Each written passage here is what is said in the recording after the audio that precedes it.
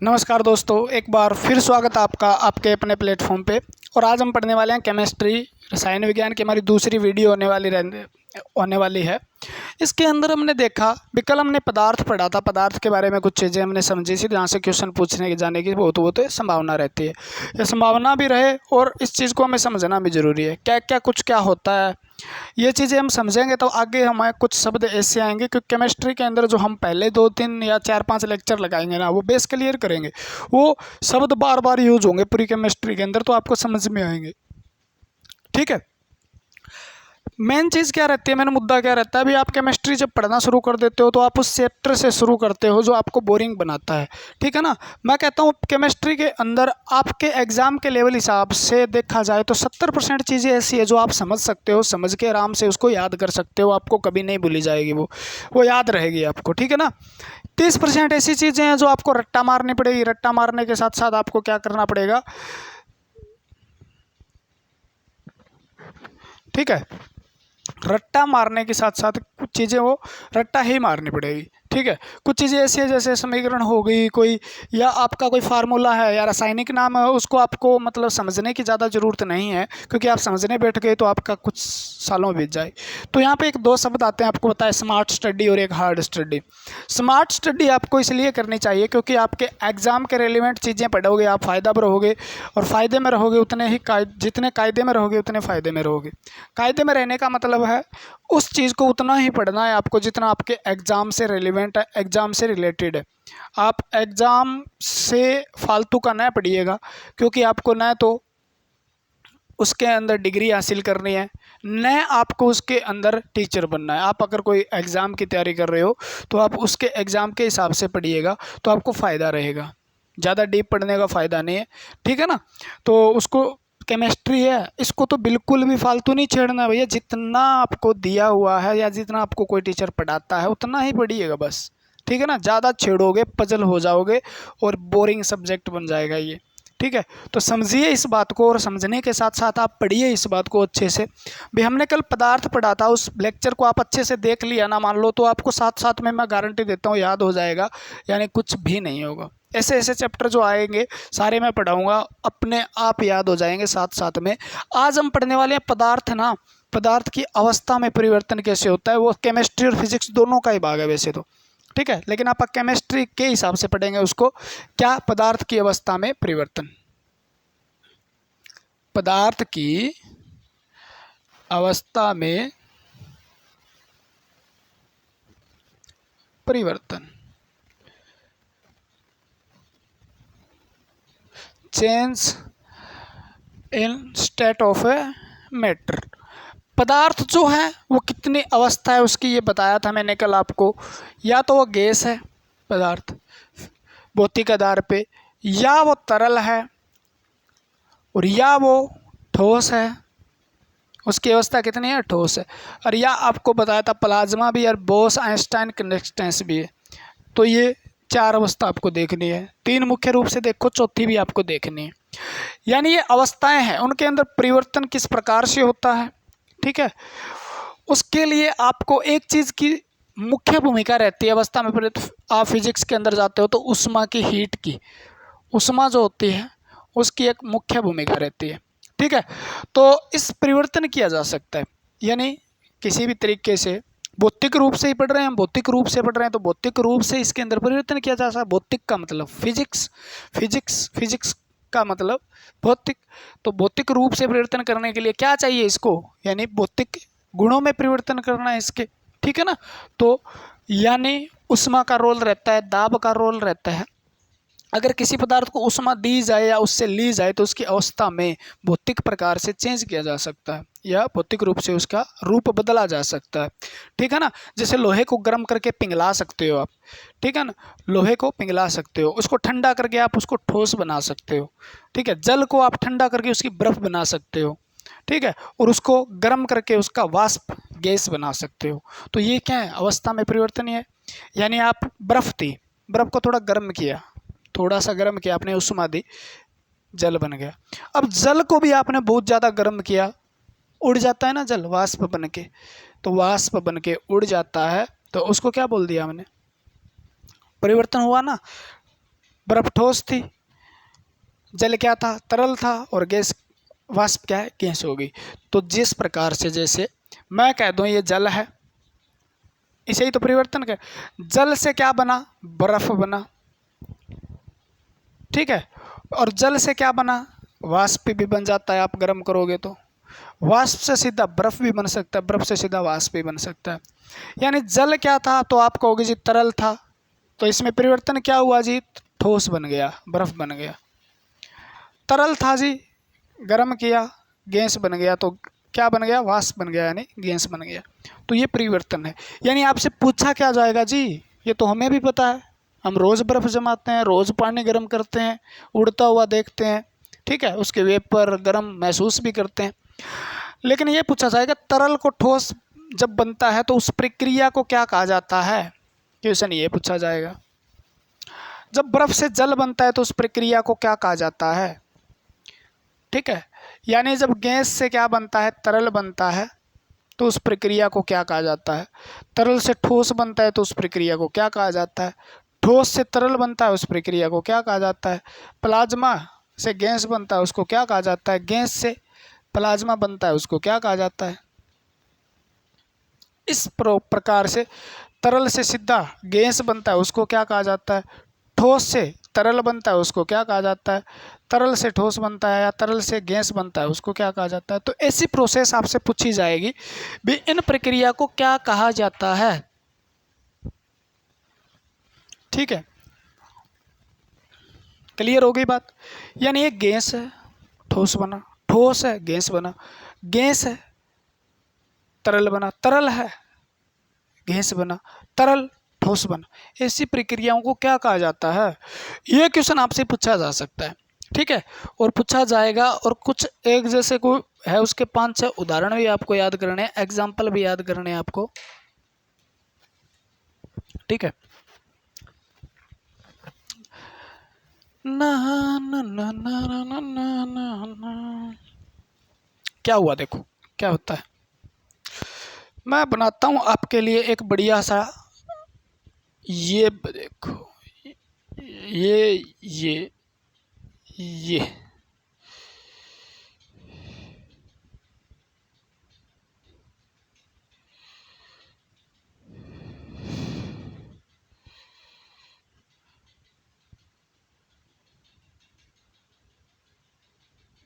ये मान लो कोई चीज़ है, क्या है, सॉलिड, यानी ये आपके लिए ठोस है, ठीक है। दूसरा ये है, क्या है जी, ये पानी रे पानी तेरा रंग कैसा, जिसमें मिला है दो उस जैसा। ये आपका तरल है, क्या है, तरल, बलियो है, पानी पानी है, ये ठोस था। और तीसरी बात ये आपकी है वाष्प, मान लो जल का वाष्प बन रहा है, आपने गर्म किया, वाष्प बन रहा है, हाँ जी बन रहा है, बन रहा है, बन रहा है। वाष्प को हम बोलते हैं गैस, क्या बोलते हैं, गैस। तीनों अवस्थाएं होगी, गैस, तरल, ठोस, ठीक है। अब आपसे पूछा जाए, मान लो मैं कह दूं अगर कोई वस्तु तरल से ठोस बनती है तो उस प्रक्रिया को क्या कहा जाता है। तो आप हिंदी में लिखोगे, तरल से जब ठोस बनती है तो उसको हम फ्रीजिंग कहते हैं, यानी हम हिमनीकरण कहते हैं। क्या कहते हैं, हिमनीकरण, यानी फ्रीजिंग कहते हैं। उस प्रोसेस को क्या बोला जाता है, उस प्रोसेस को फ्रीजिंग। अच्छा जी, जब जल को हमने फ्रीज में रखा, किस में रखा, फ्रीज में, तो वो बर्फ बन गया, यानी ठोस बन गया, तो उसको बोल दिया फ्रीजिंग, ठीक है। अब दूसरा इसका उल्टा भी हो सकता है जी, हाँ जी, ठोस से जल बनते देखा है, बर्फ से जल बनते देखा है हमने, ठोस से हमने तरल बनते देखा है, तो उसको भी कुछ कहा जाएगा। जब ठोस से क्या बनता है, ये बनता है, ठोस से क्या बनता है, जल बनता है, तो मेल्ट हो रही है जी, उसको क्या बोलते हैं, गलन। उसको क्या बोलते हैं हमें, गलन। मेल्टिंग, उसको क्या बोलते हैं हमें, मेल्टिंग। गलन, उस प्रोसेस को गलन कहते हैं। गल गई, पिघल गई, ठीक है ना। यानी बर्फ है, पिघल के ही तो जल बनती है, तो उसको गलन, गल गई, सुना होगा आपने गलना, ठीक है, तो उसको हम गलन बोलते हैं। या उसको मेल्टिंग बोलते हैं। उसको क्या बोलते हैं? मेल्टिंग, लिख लो, ठीक है ना। और इसको हम क्या बोलेंगे? फ्रीजिंग। फ्रीज में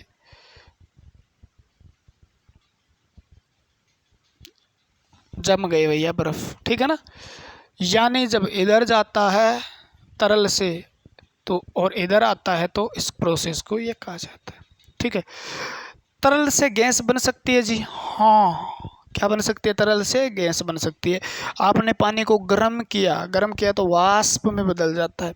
तो उस प्रोसेस को क्या कहा जाता है जब तरल से गैस बनती है? तो उस प्रोसेस को क्या कहा जाता है? तरल से गैस, ठीक है।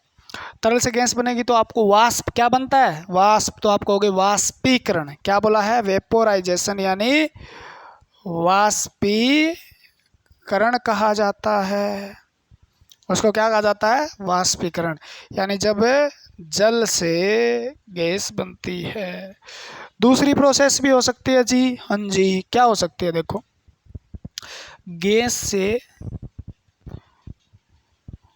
वाष्प उसको ठंडा किया जाए, वापस ठंडा किया जाए, तो वो क्या है? पानी में बदल देता है ना। आपने सुना भी होगा, वाष्प से पानी ऊपर चला जाता है, बादल बनते हैं। तो बादल किससे बने? कंडेंसेशन से बने, संघनन से बने। तो उसको क्या बोलते हैं हमें? जब गैस से क्या है? जल बनता है तो उसको संघनन कहते हैं, ठीक है। वाष्पीकरण को वेपोराइजेशन कहते हैं। क्या कहते हैं? वेपोराइजेशन,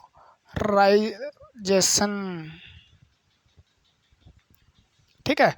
यानी तरल से गैस का बनना वेपोराइजेशन कहलाता है, ठीक है। और संघनन कंडेंसेशन, उसको क्या बोलेंगे? कंडेंसेशन, संघनन, गैस से तरल का बनना। अब यहाँ पर थोड़ा सा अच्छी बात है, क्या पढ़ना है हमें? ठोस से गैस बनना या गैस से सीधा का सीधा ठोस बनना। कौन सी अवस्था को छोड़ के? तरल को। अगर तरल अवस्था पे न जाए और गैस सीधा का सीधा ठोस बन रहा है मान लो, तो उसको क्या कहेंगे? उसको क्या कहेंगे? एक तो इधर जा रहा है मान लो और एक इधर आ रहा है। जब गैस से सीधा सॉलिड बन जाता है तो उसको क्या बोलेंगे? क्या हो गया उसका? निक्षेपण हो गया। आप कहते हो निक्षेपण या डिपोजिशन हो गया। अब यहाँ से लिखना पड़ेगा मेरे को ऐसे, डिपोजिशन, ठीक है। इसको हम लिखेंगे डिपोजिशन यानी निक्षेपण। क्या लिखेंगे?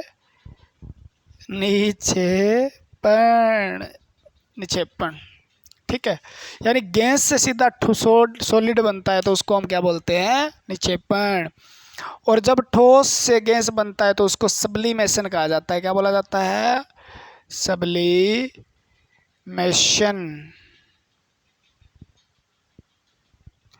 यानी ऊर्ध्वपातन।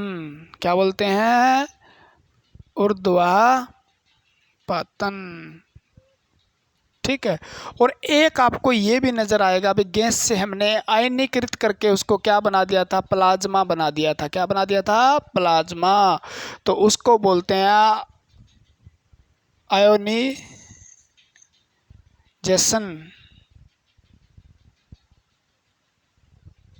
आयनीजेशन।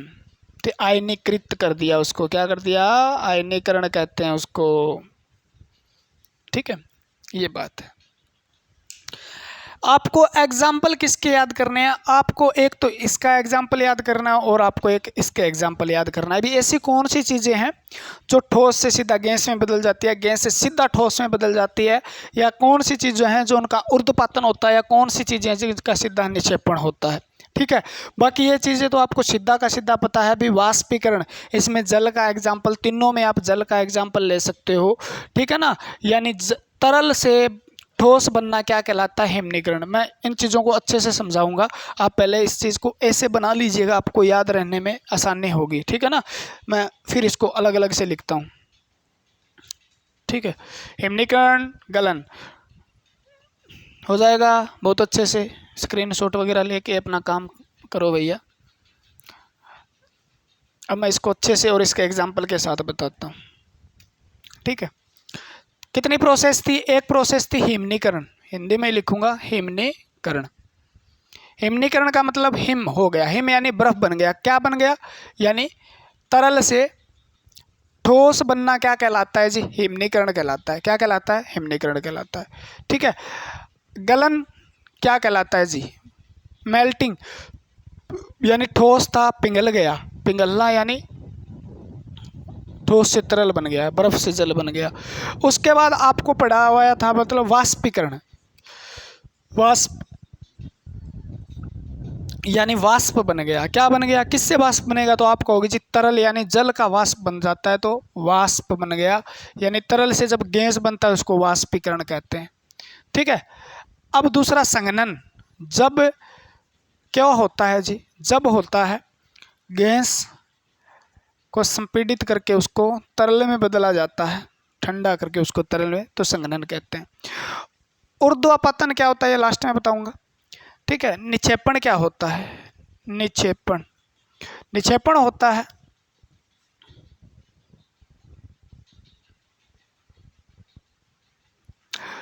ठोस का, ठीक है, ठोस का किस में बदल जाना, गैस में बदल जाना। थोड़ा सा ध्यान रखना इन दो चीज़ों को, यहाँ से अच्छे क्वेश्चन पूछे जाएंगे आपसे, ठीक है। और एक आपका है ऊर्ध्वपतन, सब्लिमेशन, यानी गैस का सीधा